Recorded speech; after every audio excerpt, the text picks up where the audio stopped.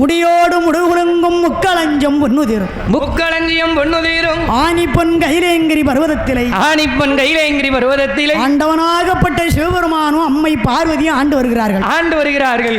இப்படி ஆண்டு வரும்போது அங்க என்ன நடக்கு பாருங்க. என்ன நடங்கு? தென்னிலங்கை நகரம். ஆமா, தென்னிலங்கை நகரம். தென்னிலங்கையை ஆண்டு வருகின்றான் 10 தல ராவணேஸ்வரன். 10 தல ராவணேஸ்வரன் அப்படி ஆண்டு வரும்போது ஆமா